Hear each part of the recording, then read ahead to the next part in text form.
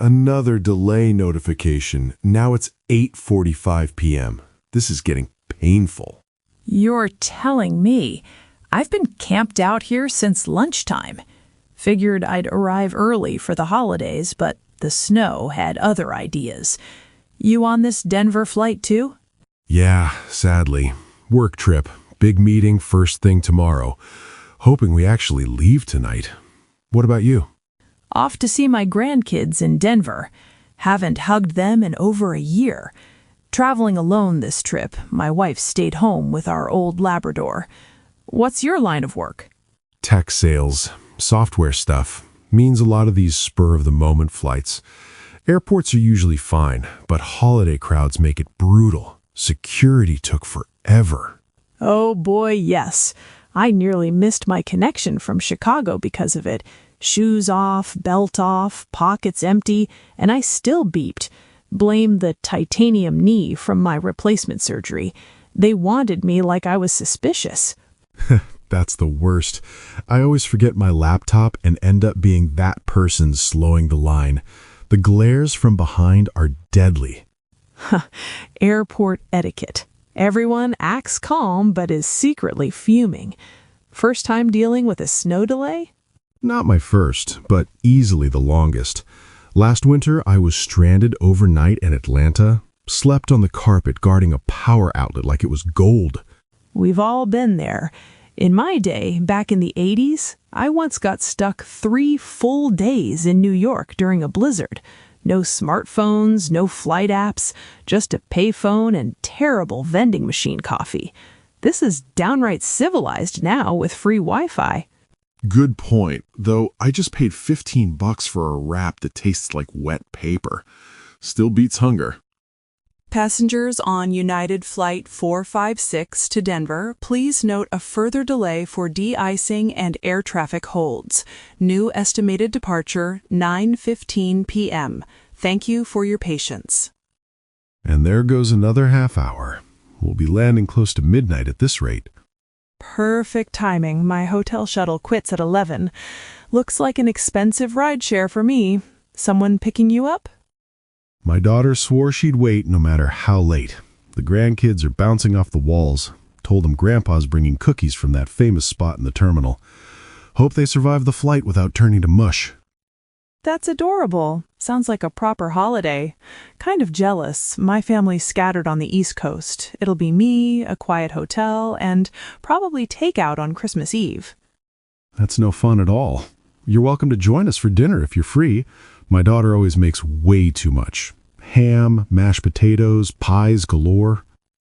Wow, that's really generous, but I couldn't crash your family thing. Appreciate it, though. What part with the grandkids are you most excited for? Watching their faces on Christmas morning, hands down. The youngest is 5 and still full on believes in Santa, plus just holding them again. You have little ones? Nope, not yet. Single and career-focused for now. But hearing you talk about it makes me wonder. Take your time. Enjoy the no-kid perks. Traveling light, sleeping on planes without interruptions. Though I do miss the chaos of strollers and sippy cups sometimes. Fair. Random question to kill time. What's your worst flight story ever? Easy winner. Turbulence crossing the Rockies years ago. Plane dropping like it was on a ride at the fair. Overhead bins popping open, luggage everywhere. Captain calls it light chop. Sure. Mine was a red-eye with a seatmate who snored like a freight train. Noise-canceling headphones failed me. Resorted to terrible in-flight movies all night. Airports turn everyone into storytellers, don't they? Nothing bonds strangers like complaining about travel woes. Absolutely. Way better than staring at the board in silence. United Flight 456 to Denver, now boarding priority passengers and those requiring extra time at Gate 24. Progress at last. Finally, here's hoping no more pushbacks. Keeping my fingers crossed. Safe travels tomorrow with your meeting and have a Merry Christmas. You too. Give those grandkids an extra squeeze from me. Great talking to you. Same here, kid. Safe flight. Another hour delay? This is my first holiday trip alone. You too? Yeah, same. Flight to Chicago delayed 3 hours. But hey, at least we can talk. You look familiar. Wait, library? Yes, English grammar book, right? You helped me. I'm Speaker 1. Nice to see you again. Speaker 2 here.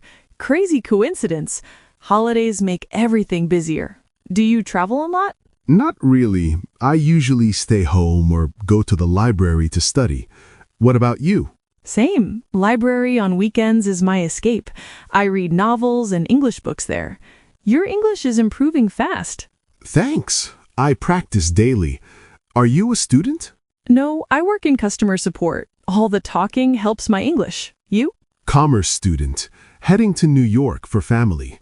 You to Chicago? Yep, family Christmas. Do you have any special holiday traditions? Oh, yes. In my family, we always bake cookies on Christmas Eve. Everyone decorates them. Some look like art, some like disasters. Then we watch old Christmas movies and open one present early. What about you? That sounds fun. We do a big family dinner on Christmas Eve. Everyone brings a dish. My mom makes the best gingerbread cake. We also have a tradition where we write letters to each other about what we're grateful for and read them out loud before dinner. It's a little emotional, but nice. I love that idea. Gratitude letters? We sometimes do a secret Santa, but only for small gifts, like books or coffee mugs. And we always put up stockings by the fireplace. My dad hangs his huge one and pretends it's for the dog. That's adorable. We have stockings too, but we fill them with silly things. Candy, socks, little notes. My grandma always hides a small gift inside the tree ornaments. We hunt for them on Christmas morning. That's clever. We light candles and sing carols together. Even if we're off-key, it's tradition. And we leave cookies and milk for Santa, though I'm pretty sure my parents ate them when I was a kid. Classic. We do that too, but my niece insists on carrots for the reindeer. She writes a note to Rudolph every year. So sweet. Do you have any winter traditions outside of Christmas, like New Year's? Yes, on New Year's Eve, we do a resolutions jar. Everyone writes one goal for the year, puts it in the jar, and we read them next New Year's to see how we did. Plus, we watch fireworks if the weather's good. That's inspiring. My family does a big breakfast on New Year's Day. Pancakes, fruit, and we talk about dreams for the year. No pressure, just fun. Love it. Holidays are better with traditions like that. Makes the delays feel less annoying. Totally. Do you go to the library alone usually? Mostly, yeah, but maybe next time we study together, practice English, and talk about more traditions. I'd love that. There's a cafe near the library. We could grab coffee after. Perfect. I'm really glad we met again today. Me too. This delay turned into something nice. Merry Christmas, Speaker 2. Merry Christmas, Speaker 1. Safe travels and see you at the library soon. Hi. I'm nervous speaking English, but let's try talking about holidays. Me too. My mind blanks sometimes, but we can practice together. Yes, I worry about mistakes, but it's okay with you. Exactly. Let's describe our traditions. You go first. Okay. On Christmas Eve, we bake cookies. Everyone decorates them. Some are beautiful, some are funny. Then we watch movies. That was clear. I like the cookie decorating. My family does a big dinner. We make gingerbread cake, and we write gratitude letters. Good job. No pausing. I love the letters idea. Thanks. Now you, tell me about stockings. We hang stockings by the fireplace. My dad hangs a big one for the dog. We fill them with small gifts and candy. Smooth.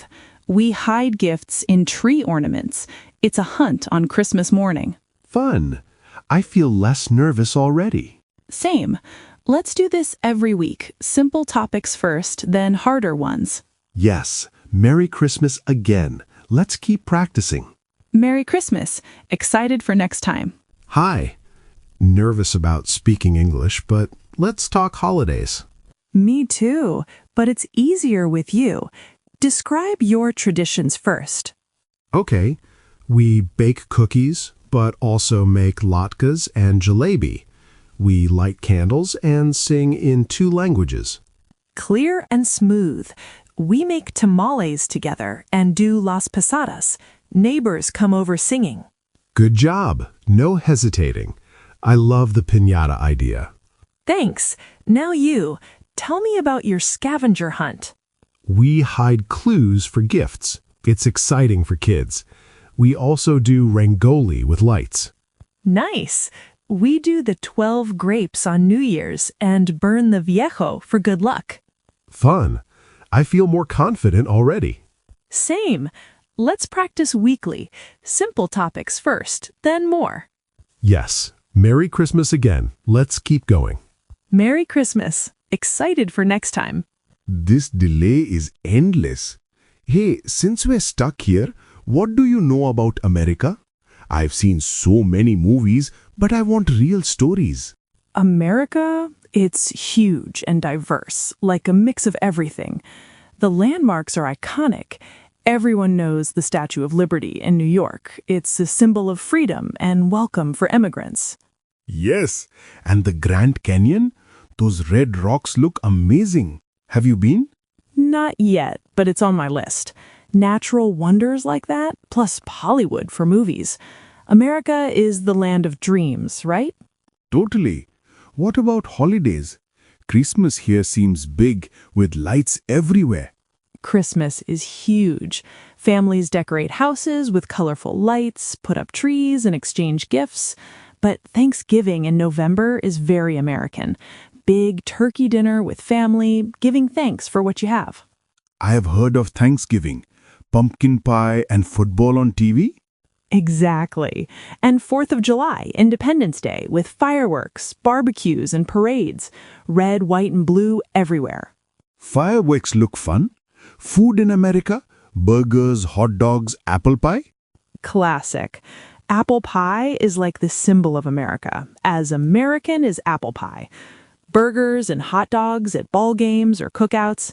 But it's diverse now. Tacos, pizza, sushi, everywhere because of immigrants. Sounds delicious. America seems like a melting pot. People from all over, mixing cultures. That's it exactly.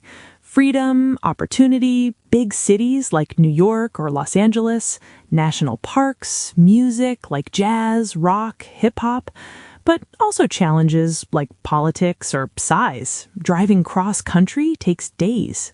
That was fun talking about America last time. But since Canada is right next door, how is Canadian culture different? I've heard it's similar, but more polite. Yes, the polite stereotype is real. Canadians are known for saying sorry a lot, even if it's not their fault. America feels more direct and bold, but both are multicultural.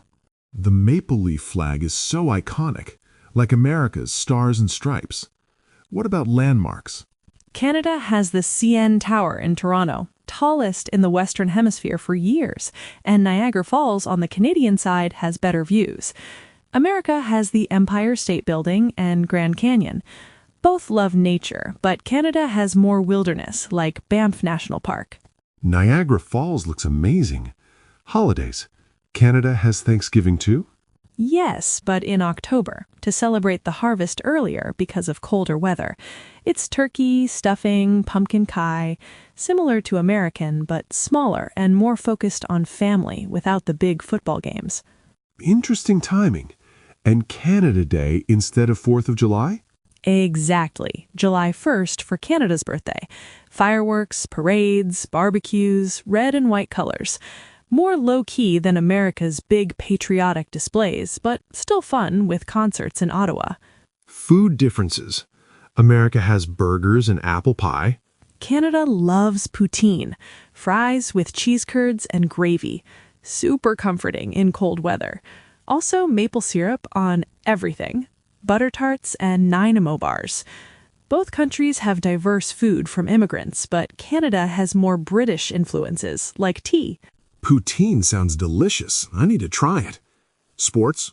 Hockey is Canada's national passion. Everyone plays it or watches it. Kids learn to skate young. America loves football, basketball, baseball more. True. Both countries are friendly and big, but Canada feels quieter, more nature-focused. Yeah, America is land of opportunity with big dreams. Canada emphasizes peace, multiculturalism, and A at the end of sentences. But we're close neighbors, similar accents in some places, love Tim Hortons versus Starbucks. This is fascinating. Maybe we can talk about another country next time. Deal. Oh, boarding, finally. We've talked about so many cultures. What about Muslims in America? I know they're part of the diversity there. Absolutely. Muslims have been in America for centuries, and the community's growing. Today, there are about 3.5 to 4 million Muslims in the U.S., making up roughly 1% of the population. They're the fastest growing religious group. Wow, that's a lot. Where do most come from? Very diverse. About 30% are African American, many converted generations ago, and the rest are immigrants or descendants from places like Pakistan, Bangladesh, India, the Middle East, Somalia, and Indonesia. You find big communities in cities like New York, Chicago, Dearborn, Michigan, Houston, and Los Angeles. Dearborn. I think I've heard it's called the Arab capital of America. Yes, Dearborn has one of the largest concentrations of Arab Americans, many of them Muslim. There are mosques everywhere, halal restaurants, and even Arabic signs. It's a great example of how Muslim culture blends into American life. What about everyday life? Do they celebrate American holidays? Many do. A lot of Muslim families celebrate Thanksgiving and Independence Day with barbecues and fireworks, just like others. Christmas is more commercial. Some decorate homes or exchange gifts, especially if kids are in school. But the big religious holidays are Eid al-Fitr after Ramadan and Eid al-Adha. Eid. I've heard it's like a big family celebration. What do they do? Exactly. During Ramadan, they fast from dawn to sunset for a month. Then Eid al-Fitr is a joyful holiday. People dress up, pray together at mosques, give charity, and have big feasts with sweets like baklava and dates. Kids get money or gifts, Eid. It's a lot like Christmas in spirit, family, food, and giving. That sounds beautiful. Are there famous Muslim Americans? Tons. Muhammad Ali, the boxer, Malcolm X, civil rights leader, Ilhan Omar, and Rashida Tlaib, the first Muslim women in Congress, basketball player Kareem Abdul-Jabbar, and entertainers like Dave Chappelle and SZA. Also many doctors, engineers, and teachers. So diverse. Do they face challenges? Yes, sadly. After 9/11, there was a lot of Islamophobia, and some still face discrimination or stereotypes.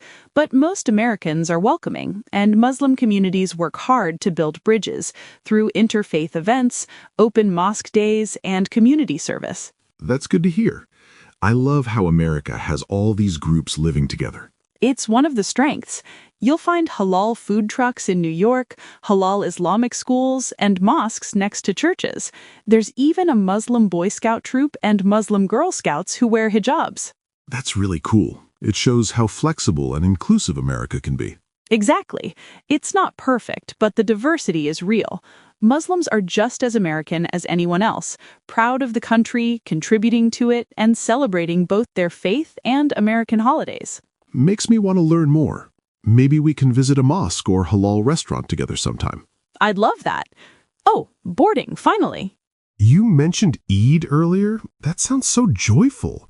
What about Ramadan itself? How do Muslims in America observe it? Ramadan is one of the most important months in Islam. It lasts 29 or 30 days, and during it, Muslims fast from dawn to sunset. No food, no drink, not even water. It's about spiritual focus, self-discipline, charity, and feeling empathy for those who are hungry. That must be tough, especially in a place like America where people eat and drink all day. It can be challenging, especially in summer when days are long, but many find it rewarding. In America, the community really comes together to make it easier. Like how? One big thing is iftar, the meal to break the fast at sunset.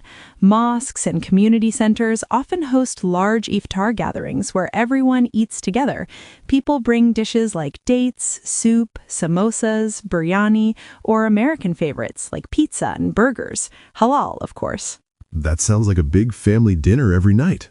Exactly. It's very social. Some families host iftar at home for friends and neighbors, even non-Muslims. It's a way to share culture and build bridges.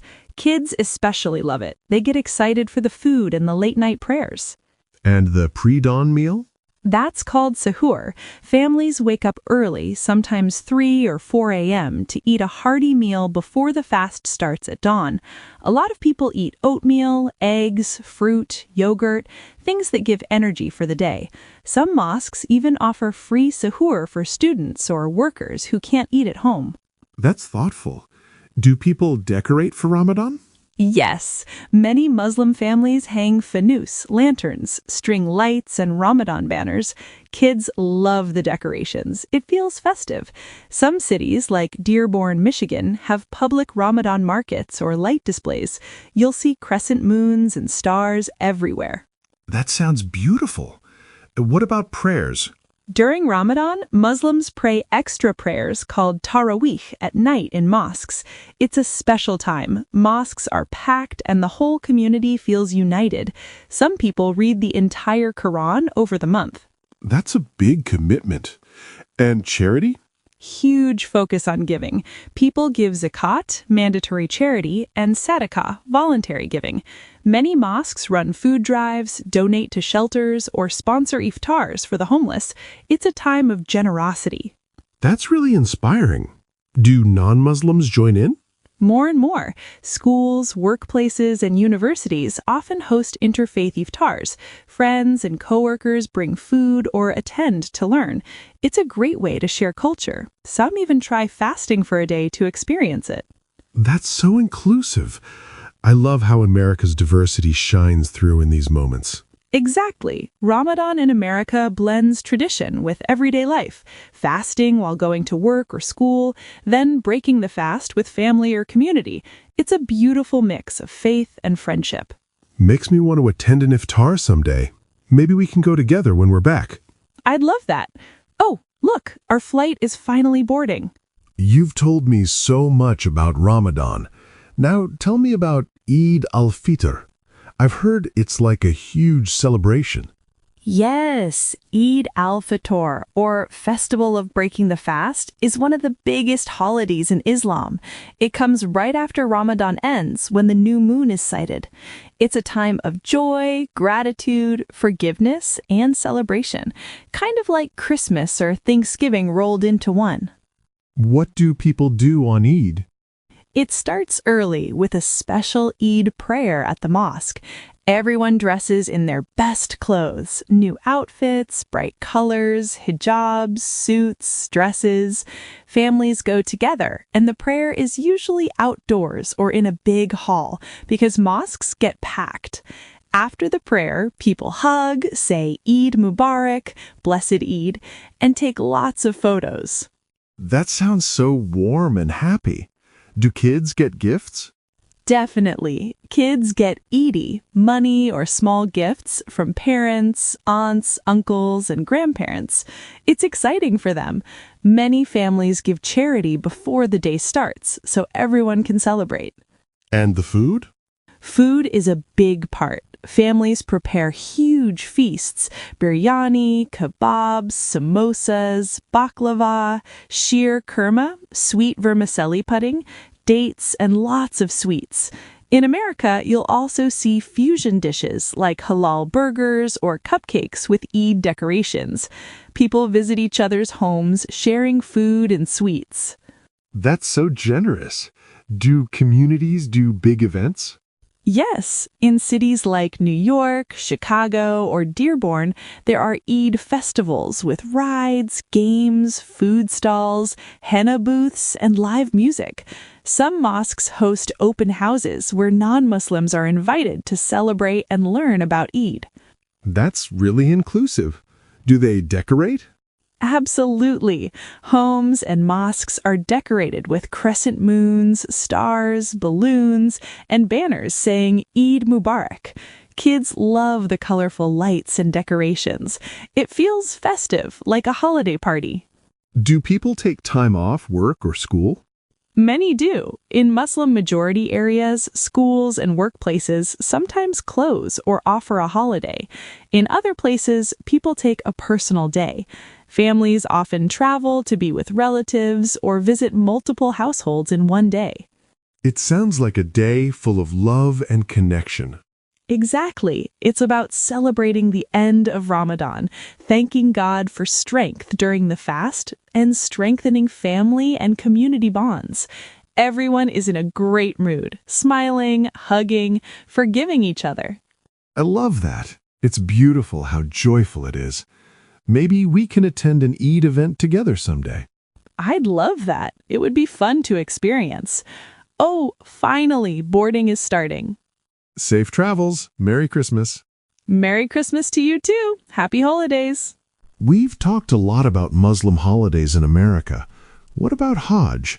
That's the big pilgrimage to Mecca, right? Do many American Muslims go?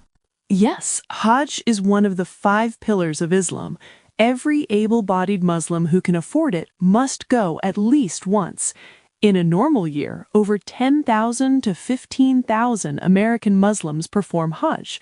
It's a huge deal, a life-changing spiritual journey. That's impressive. How do they prepare and go from the U.S.? It's organized through official packages now via the Nusuk platform from Saudi Arabia.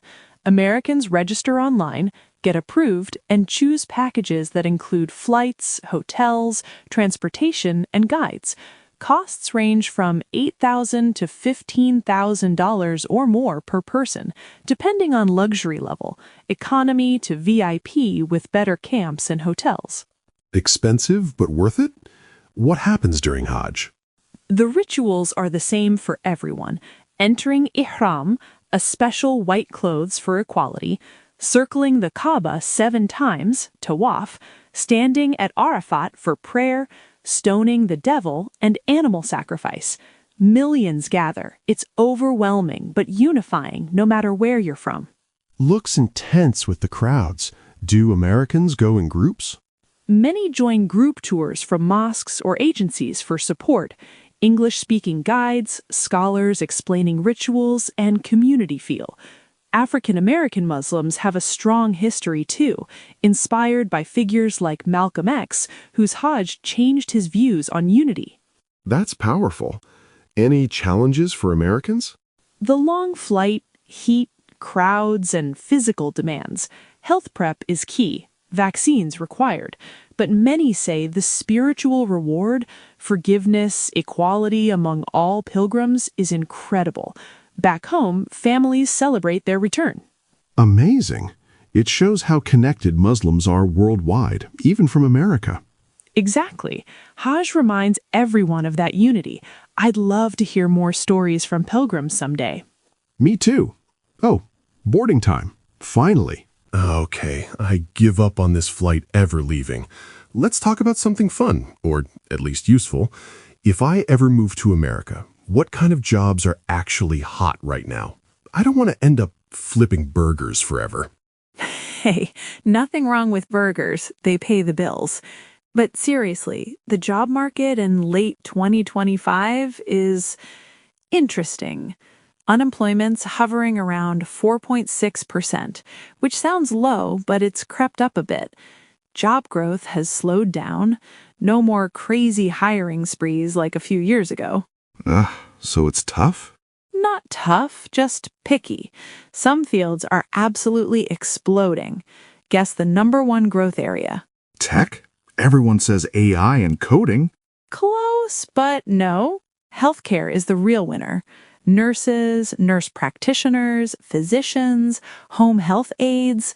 America's getting older fast, so they need people to take care of everyone. Nurse practitioners are growing like crazy. Great pay, too. Really? I thought it was all robots and software. Tech is still huge. software developers, data scientists, cybersecurity experts. If you know Python or AI stuff, companies fight over you.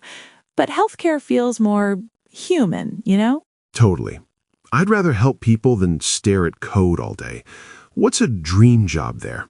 Physician assistant or nurse practitioner, six-figure salaries in many states, and you get to diagnose and treat patients.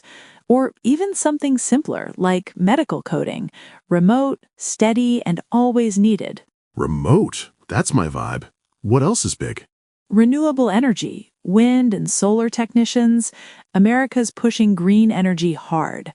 You climb turbines, fix stuff, make good money, and feel like you're saving the planet. Grinning.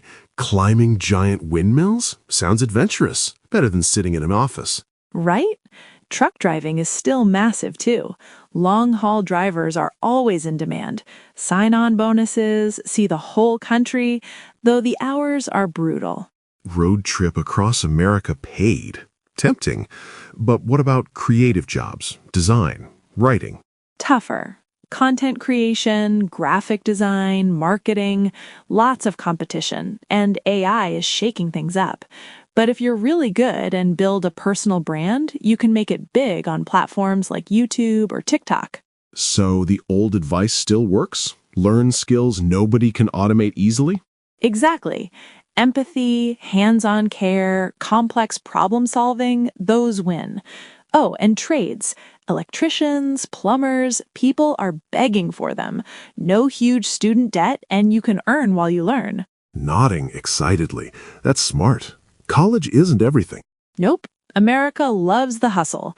Side gigs, freelancing on Upwork, driving for Uber while building something bigger. It's stressful, but the ceiling is high if you're willing to grind. I like that energy. Scary, but exciting. You think it's still the land of opportunity? For sure, if you've got skills and grit. It's not easy street, but doors open faster than in a lot of places. Smiling. Okay, you've sold me.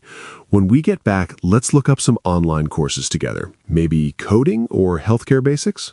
Deal. I'll hold you to it. Hey, wait, the board just changed. Boarding in 10 minutes. Jumping up. Finally, universe heard us talking about hustle and decided to reward us. Exactly. Safe travels, future American success story. Okay, you got me hooked on healthcare jobs last time. That nurse practitioner thing sounded amazing. Tell me more. Why is it exploding like that?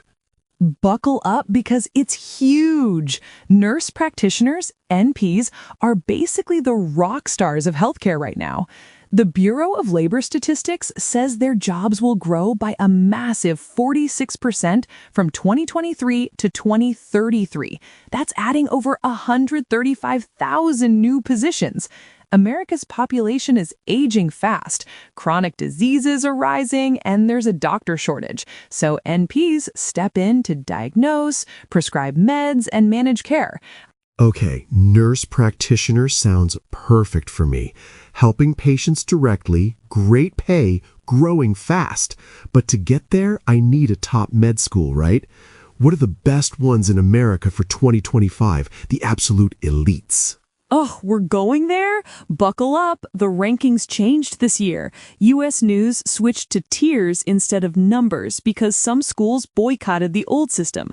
Tier 1 is the cream of the crop for research. 16 schools, all monsters in innovation and funding. Tier 1? Spill the names. Alphabetical, no official order, but legends like Harvard Medical School, iconic campus in Boston, groundbreaking everything. Harvard? Dream big. That building looks so classic and prestigious. Totally. Then Johns Hopkins, often called the king of research hospitals. Wow, that dome is stunning. Stanford too? Yep, Silicon Valley vibes, tech meets medicine, AI and healthcare pioneers. California dreaming. UCSF? University of California, San Francisco, top for research funding, amazing views and biotech hub. Gorgeous. And Penn Perelman School? University of Pennsylvania, Perelman, Philly powerhouse, huge hospital system. So many options. Others in Tier 1? Duke, Mayo Clinic, Columbia, Vanderbilt, Washington University in St. Louis, Yale, Michigan Ann Arbor, Pittsburgh, UNC Chapel Hill, new this year, Rochester, and USF Morsani, also new. Florida represent. That's a lot of brain power. Super competitive, though. High MCAT, perfect GPA. Insanely. Median MCAT around 520, GPA 3.9. But it's not just scores. They want passion, research, volunteering. Challenge accepted. If we study hard, maybe one day... Dream team, us applying together? Let's start with basics back home. Yes, this delay turned into Career Motivation Central. And look, boarding. Finally, safe travels, future doctor buddy. Dreaming about teacher jobs in America at the airport. Okay, healthcare is cool, but what if teaching is my thing? Shaping young minds, summers off. Tell me about teacher jobs in America right now. Is it a good career in 2025? Oh, teaching? It's rewarding like nothing else. But let's be real, it's tough too. There's a big shortage, so jobs are out there, especially in certain areas. Shortage? Like easy to get hired? Kind of.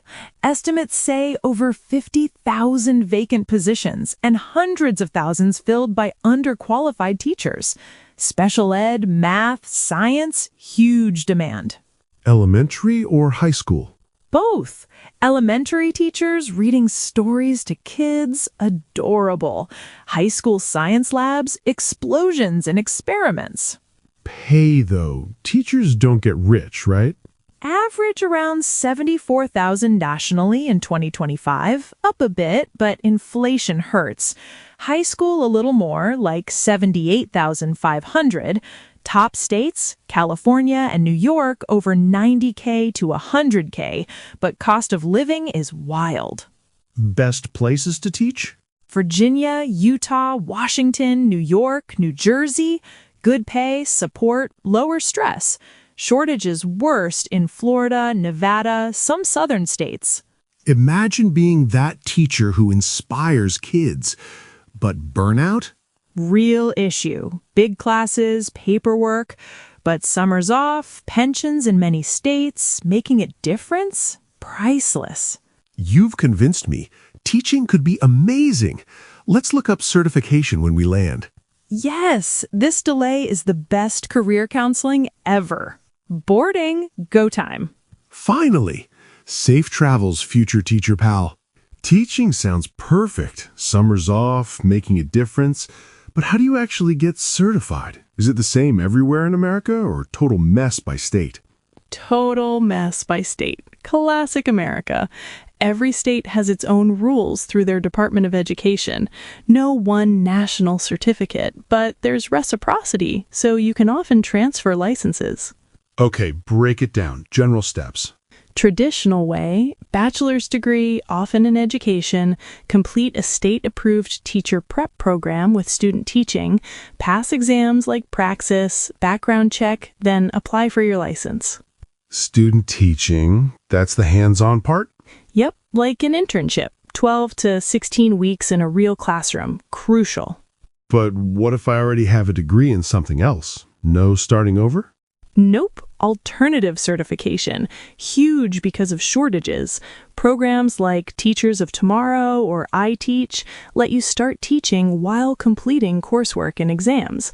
Often online, faster, cheaper. Get hired quick in high-need areas. Eyes lighting up. That's me. Career changer vibes. Shortages in what?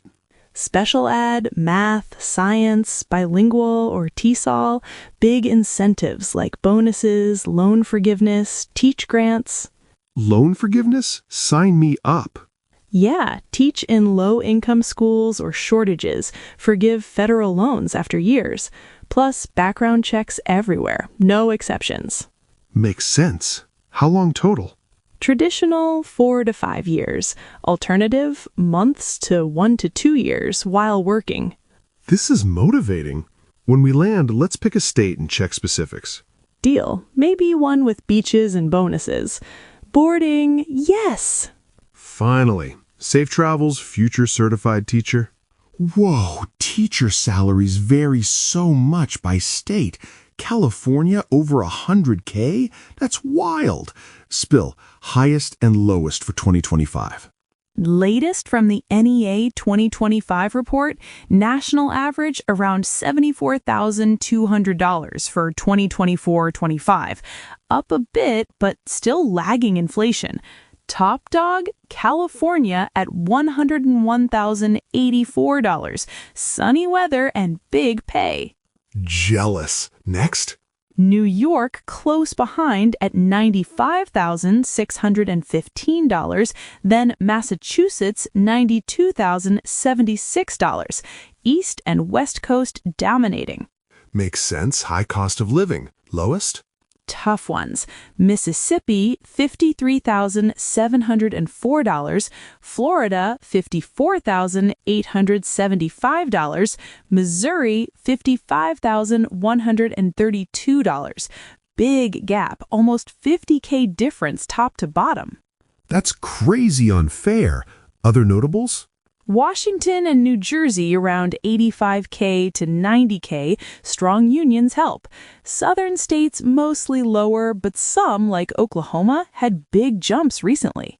Cost of living matters, though. 100K in Cali versus 60K in Midwest goes further in cheaper spots. Totally. Adjusted, places like Utah or Virginia feel better. But overall, teachers deserve more everywhere. Shortages prove it. Amen. This motivates me even more for certification. Aim for a high-pay state. Let's do it. Boarding. Perfect timing. No way. Is that speaker 2? Speaker 1? Oh my God. I can't believe it's you. What are you doing here? My flight to Denver got delayed. What about you? Same flight. I'm going home for Christmas. How has it been 5 years? I know. Life just happened. Work, moving, pandemic, everything. You look exactly the same. Still gorgeous. Stop it. You look amazing. New haircut. It suits you. Finally grew it out. Remember when I had that awful bob in college? The one you cried over for a week? How could I forget? Grinning. You stayed up all night with me eating ice cream and watching sad movies. Best friend duty. God, I've missed this. I've missed you. Me too, so much. I kept meaning to text, but you know how it goes. I know, but we're here now. Tell me everything. What's your life like? Okay, quick version. Moved to Seattle 2 years ago for a job in marketing. Got a dog named Mochi. He's obsessed with socks. Single, dating here and there, but nothing serious. Still binge bad reality TV. Your turn. Chicago now. Graphic design gig I love. No pets yet, but I'm thinking about a cat. Also single. Went through that messy breakup 2 years ago. Remember the guy I told you about? The one who needed space? Yeah, I remember. Good riddance. Exactly. I'm happier now. But honestly, I really missed having my person to talk to about everything. Same. You were my go-to for everything. Breakups, job stress, random 2 a.m. thoughts. Remember when we drove to that random lake at midnight just because we were bored? And got lost for 2 hours singing off-key to old playlists? Best night ever. We have so many stories. We need to make new ones. Starting now, this delay is officially the universe's gift. Grabbing her hand, promise we won't lose touch again? Squeezing back, pinky swear, weekly calls, visits, everything. Deal. Oh, look, they're boarding. Same flight, same row of destiny? Seat 14A. You? 14B. No way. Speaker 1? Is that really you? Speaker 2? Oh my God. I can't believe it's you. What are you doing here? Flight to Denver. Going home for Christmas. Delayed like crazy. You too? Same flight. I'm heading to Mom and Dad's. I haven't been home in 3 years? Yeah, it's been longer for me. 8 years since Grandma's funeral. We all just scattered. I know. Life got busy. college, jobs, moving cities, but I've missed everyone so much, especially you. We were so close growing up. Remember sleepovers at Grandma's? Staying up telling ghost stories, eating her homemade cookies till we felt sick? And she'd pretend to be mad, but sneak us more anyway. You were my big cousin hero, always protecting me from the boys at family picnics. And I was the little one who followed you everywhere. I've got photos of you in my old baseball cap that was way too big for you. I still have that photo on my fridge. How's your mom, Aunt Layla? She's good, still gardening like crazy. Talks about you all the time, wonders how you're doing. Dad's retired now, fishing every weekend. Tell them I miss them. And your little sister, how old is she now? 23, in med school. Can you believe it? She's the family brainiac now. Wow, time flies. I've got so much to catch up on. I moved twice, changed jobs, got my heart broken once. Gently. I heard a little from Mom. I'm sorry. You deserve the world, kid. Sniffling. Thanks. I'm okay now. Stronger. What about you? Married? Kids? Shaking head, smiling. Not yet. Engaged, though. Her name's Maya. She's on this flight, too, actually. Went to grab coffee. You'll love her. I can't wait to meet her. We have so much lost time to make up for. Voice emotional. I've regretted not reaching out. After Grandma and Grandpa were gone, it felt like the family glue disappeared. But seeing you here, it feels like a sign. It is a sign. Miracle Mercy Delayed Flight Edition. Promise we won't let years pass again? Holding out pinky. Pinky swear, like we were kids. Pinky swear. Family group chat revival starts tonight. Yes, and you're sitting with us on the plane. I'm changing seats if I have to. Deal. I love you, cuz. Love you more. Always have.